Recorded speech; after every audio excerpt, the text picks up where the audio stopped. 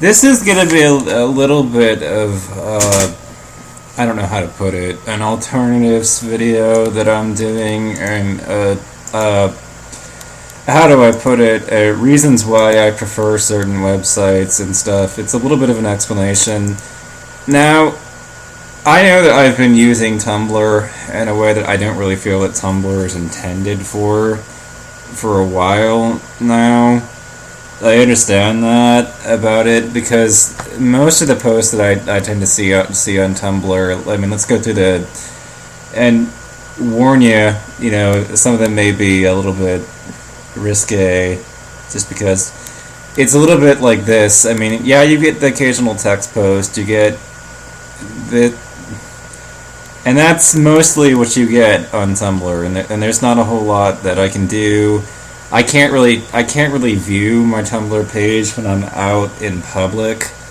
It's one of the things that I tend to forget because I never know who's going to post something that's pornographic and such, and I can't really do anything to avoid that because it's always the people who do it are always completely unpredictable, and there's no way to pretty much put them all on a single page. So if you're on Tumblr, prepare to see porn whether you want to see it or not, and whether it's you're in a safe for work environment or not, because that's just it's not gonna, unless you know your people very, very well.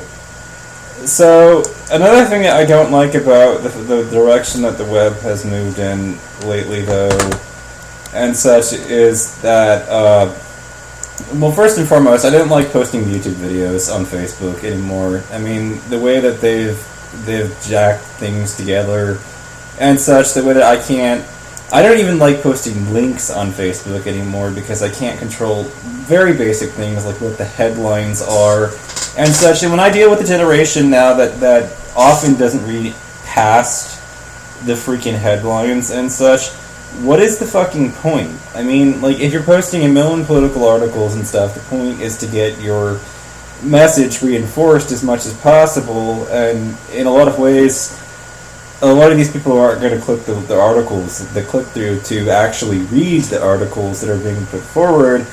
Loosely translated, ultimately the grand meaning of all of this is that if you want to get, your content out there and such, you'd better be prepared to reinforce your message with headlines on a pretty frequent basis, because a lot of people aren't going to read anything more than 144 characters. And if you want to get access to those people who are, of that frame of reference and stuff, and aren't really, the kind of people who like to think about things deeply, who don't really have a very active lifestyle and such, and have the time to actually invest in things like this, like me, you could see why. So one of the things that I don't like about it is that the whole way that the web has oriented itself towards an on-the-go culture. And what do I mean by that? Well, let's look at my Dash, for instance. I mean, like, I have to go and... Do you see that? Like, do you see how long has gone by? Now, I'm not saying that other sites don't ultimately do this, but one of the things that I like about an alternative site like Experience Project is that I don't have to go and do a whole lot to drag forward my oldest post when it comes to Experience Project, and as a result, you'll notice that the older a post actually is, the more views that it tends to have. Whereas on Tumblr, if you post something, you can expect that it's only going to be viewed by the people who are immediately on top of it. And so if you're looking for a social networking site in which you're actually able to share something like that's going to be a sentimental thing that you're going to be feeling for a very long time, a more long-term, sentimental stuff, it doesn't really get captured, to the extent. So, I see some of my oldest posts on here and such, and a lot of them are really rather embarrassing confessionals. Yes, I admit, I didn't actually hate Hannah Montana and Miley Cyrus. I didn't know why. I just thought that by that point, I had gotten, exhausted and tired of the bullshit hate culture that were cropping up anywhere, everywhere. They were cropping up all over the place. It was just such bullshit. I have the time to hate on them. Are you fucking, who gives a fucking shit? And I mean, this was one of my oldest posts. It was one of the very, very oldest confessions that came up there. And I realized that the content, emotionally was rather heavy at the time, but I can still get responses to this stuff, even though it's been it's been since 2009, and that article got, how many views did it ultimately get at the end of the day? It got 1,119 views. Meanwhile, my mood has definitely changed, and maybe I'm in a little bit of a different, frame of reference, lately on my more recent post on here and such, and maybe, hold on, there have been a lot more positive things that have been happening lately that I haven't had the time to, go back into Experience Project and write about, but, people actually, I actually had connections with people on here, and that's one of the things that kind of got me, that I really never enjoyed about other sites, which is this, that it disappears, it's fleeting. When you post it on a site like, Tumblr, you're going to get attention, but of course it's going to be gone within just a little length of time. So, I don't know, sometime, let's see, I know where to go for it. Something that was actually more positive lately. There you go. So not everything that I post on here posts a composite image of my personality that is, completely negative and in a toxic mood.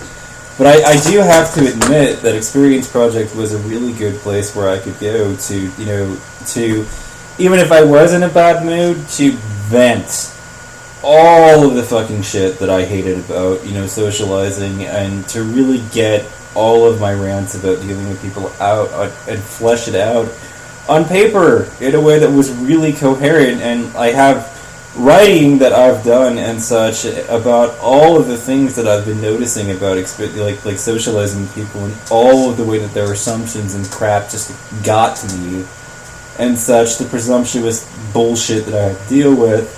But here we go. And this was posted, it's posted a while back. It was, I documented it originally in December, 28th of 2013, and this is still an ongoing reality with, Lissa, which is what her name is. We're both, what was ultimately the motivation for this was a post that she put forward. This, do you see this?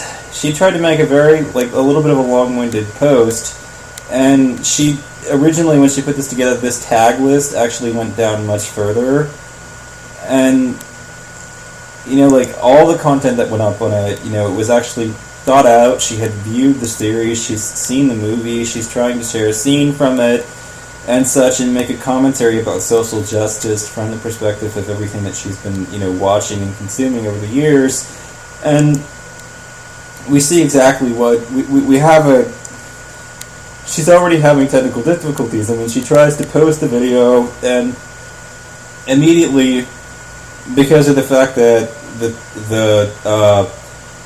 I guess because of the fact that there were too many tags or something, the API derailed the video preview. It destroyed it. It won't post the video previews and such. Maybe there's a bad parsing error that's been triggered inside the code because of the fact that she has so many people tagged.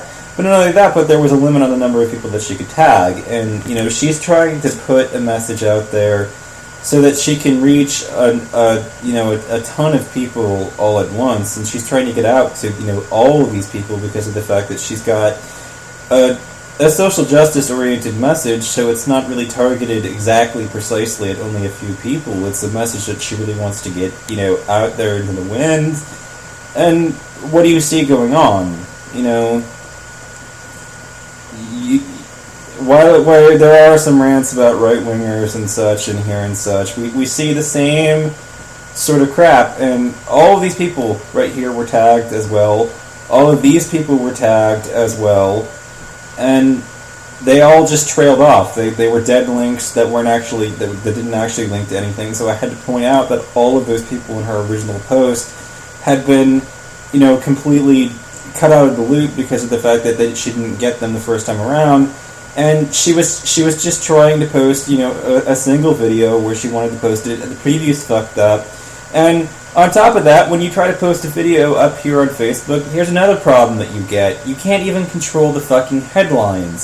So when I post a link or an article or something on Facebook, if I see a really good caption as a headline for what I've just seen in the article, and I try to post it on Facebook, if they have messed with the HTML in specific ways, what happens is that the display, for what the title of the website is different on Facebook than it is on Google. When you pull the results up, and there's nothing that I can do to get into the preview, to control the preview that it renders of anything. I have no control over what happens at the previews. I can't. One thing that would be really great with them is if instead of doing what they do, which is making this, because it's clear that they don't want you to post YouTube videos, but on top of that, instead of that, in being able to actually control where it started in the video and specify a timestamp and such for what was showing in the preview window of the video, and you have this, which is how it ultimately loads, and you have to render it this way. So we're being basically fucked with, in the sense that if all of us wanted to use video content ultimately from movies and such to spread a social justice message from the television shows that we were watching and stuff, and we wanted to reinforce something that we had seen inside a television show as a upside alternative towards some of the stuff that some of the social injustice that a lot of people are experiencing on a rather daily and frequent basis. You see it happening, and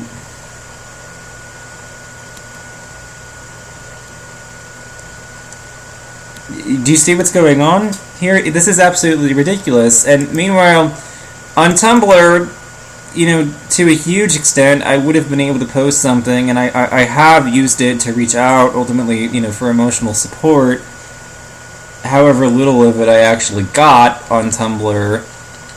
But do you see what the problem here ultimately is? I mean, I can still decently expect to get, people that reach out to me in a bad mood, but moods that were stormy and stuff that I was, in 3.5 years ago and such, and I can see if there was anything that was productive about the sentiment that I was conveying, and I can, in a journalistic fashion, I can go back and see whatever triggered the really crappy mood that I was in, read those articles, get, some insight into what was going on at the time in my life and what I was experiencing that was pissing me off, and to actually pull some nuggets of wisdom out of all of it and such years after.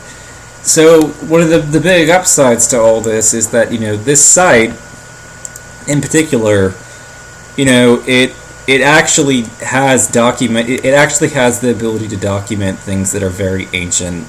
And I know that a lot of people on the web have this sort of stigma against necro-posting and such, but I don't. I mean, if you want to post something supportive of me and that's nice towards me for something that happened years and years and years ago, I don't really have a problem with that. It doesn't bother me.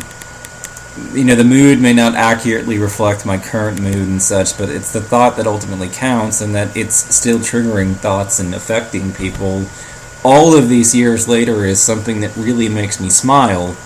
I can't do that over here. I can't. I have no ability to document things for that long. Now it's obvious that what I'm doing here is not necessarily trying to complain about something, but to demonstrate that there's a viable alternative, which actually was what made me feel the way that I did, because I've experienced those realities now. And so now that I've gone through them, when it comes to social media and such, I massively prefer an environment like that. But here's another complaint about Tumblr. Do you see this? It's pretty clear from the context of this that what it wants you to post is only one of these things.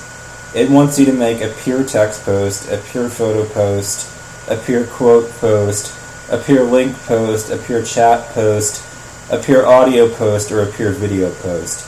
If you wanted to do something that was a little bit of a crossover between videos and photos, let's just do, pull some stuff up and show you what ultimately happens from my vantage point. And I have to find a somewhat decent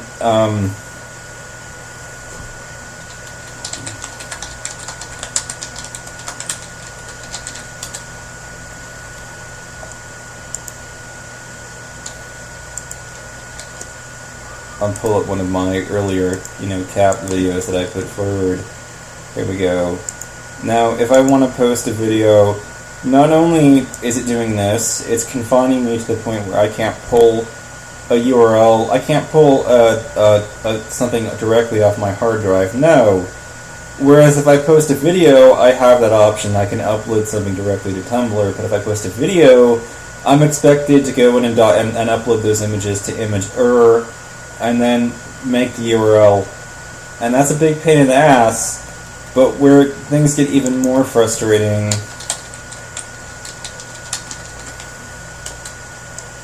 here we go. I can find a good, decent Sam Taggart screenshot of Linda Cardellini ultimately in this, and just because of the fact that it is a stock photo, it's immediately. And let's go ahead and post it. Now let's watch what happens when you actually render it. Do you see this? Do you see what's going on?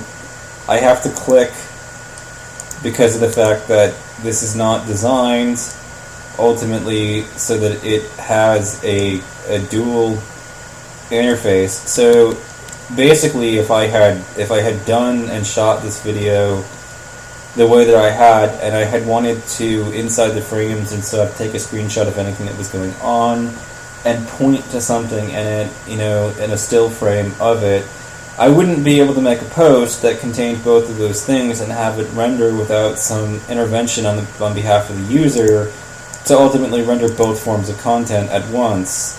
And that's one of the that's one of the frustrations when it comes to dealing with Tumblr and such. And one of my future complaints about posting things on Tumblr is that you really are pretty much expected to make either a pure video or a pure photo post, and God forbid you make use of two things, both videos and pictures.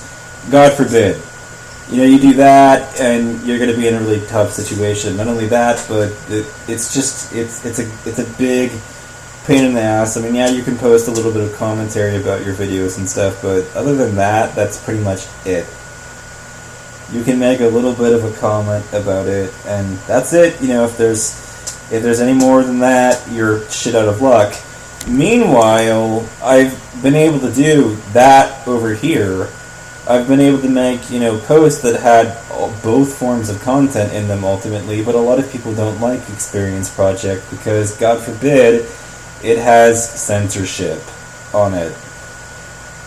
In particular, they tend to censor the sexual aspect of things. Now, if you're not able to get on Experience Project and find people that are interested in having sex and such, and find the horn dogs and such on it, even though they have the family-friendly features on the public post at this point.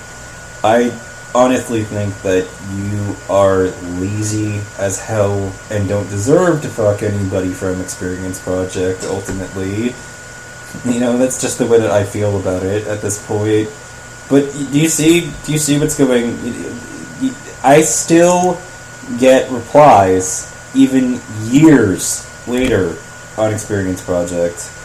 Like, admittedly, I've probably moved on to a considerable extent from where I was, but my inbox is still, to this day, like, my message inbox, I'll try to show you,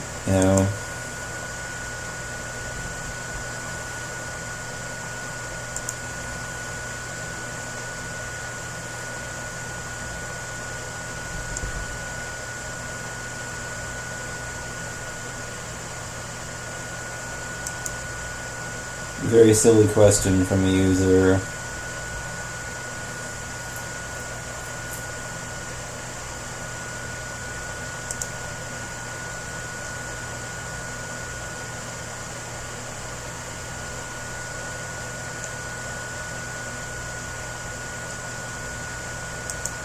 People periodically stop in, though. They ask me, if I'm okay, what's going on, what my mood is, everything that I'm feeling. They don't do that over here. I mean, they do to some extent, but I can't even remember the last couple of times that I actually posted. They do. There are supportive people on Tumblr and such, but you're not going to see anybody that goes in and post anything about something that isn't immediately happening to you. You never see anything about your moods from and things that have been inspired or tricked up from people. The thing about me is that sometimes I get pretty low, emotionally speaking, and a lot of people don't like dealing with me when I'm depressed. But I don't get so low that there really is a cause for alarm. Like, I go into a state of what you would consider to be, how do I put it, melancholia. And in my melancholia, usually I have a lot of insight. I get into a state depressively where I have a lot of insightful stuff to say about things. So the people that are self-reflective tend to stay close to me even when I happen to be depressed. But now, fortunately, as a result of all of this, I have something of a documentation of what I was feeling and what I was going through in 2008, 2009, and what was bumming me out back then, and what my moods were actually like. There's a record of what I was feeling and what I was writing about. Whereas on Tumblr, I mean, let's go and look at the reason why none of that shit will ever happen on Tumblr. I realize that this has been a very broad and indulgent post that I've written here, but, somebody...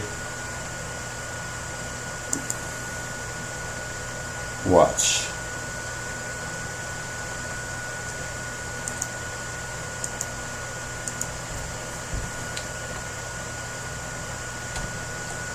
If I wanted to go back to the very beginning of everything that I've ever posted,